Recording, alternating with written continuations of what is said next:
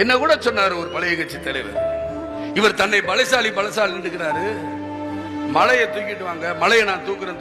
ஒரு தடவை ராஜா கிட்ட போய் நின்னாரு.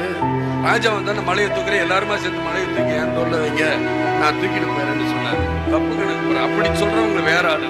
நான் நடிப்புல எவ்வளவு கஷ்டப்பட்டு வந்து எந்த பெரிய தயாரிப்பாளர்கள் என்னை வச்சு படம் எடுத்தாங்களா, எந்த பெரிய இயக்குநர்களாக நான் அறிமுகப்படுத்தப்பட்டேன்னா கிடையாது.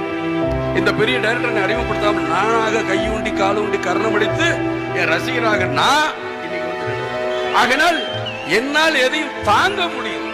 எவ்வளவு வீழ்ச்சி எவ்வளவு வெற்றி எல்லாத்தையும் தாங்கி வந்து என் கூட நடிக்க மாட்டேன்னு சொன்ன கதாநாயகிகள் எத்தனை பேர் அதையே மீறி நடிச்சேன். அதற்கு பிறகு அவங்களும் நடித்தாங்க. அதையெல்லாம் தாங்கிக்கிட்டு, அதெல்லாம் ஒரு சுமைதான் அன்னைக்கு எனக்கு என் வாழ்க்கையில முன்னேற்றப்பட்டதுக்கு எவ்வளவோ சுமைகள் எனக்கு கொண்டு வந்து, என் குடும்பத்துல 12 பேர்ல 4 பேருக்கு கல்யாணம் வச்சு, எங்க அப்பா இருந்த 8 பேருக்கு நான் தான் கல்யாணம் பண்ணி வச்சேன். அந்த சுமை எனக்கு தான் தெரியும்.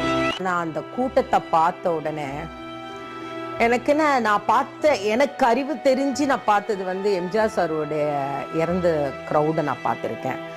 எல்லா க்ரௌடையும் நான் பார்த்துருக்கேன். ஆனால் கேப்டனுடைய க்ரௌடு வந்து இது மாதிரி நான் வாழ்க்கையிலேயே பார்த்ததில்லை. எனக்கு தெரியல இத்தனை கூட்டம்.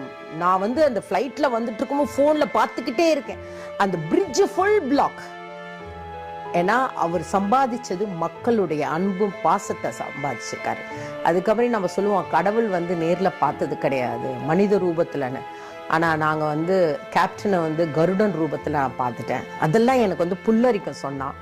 அது மாதிரி நிறைய விஷயம் நான் சொல்லிட்டு போயிட்டே இருக்கலாம் கேப்டனை பற்றி. பட் கேப்டனை நான் ரொம்ப ரொம்ப ரொம்ப மிஸ் பண்ணுறேன். 2 நாள் முன்னாடி கூட பாட்டு கேட்டுகிட்டே இருக்கும்போது கேப்டனுடைய சாங் நான் பண்ண சாங் வரும்போது அப்படியே கண்ணு கலங்கிட்டேன். நான் என்ன ஒரு நல்ல மனிதர்.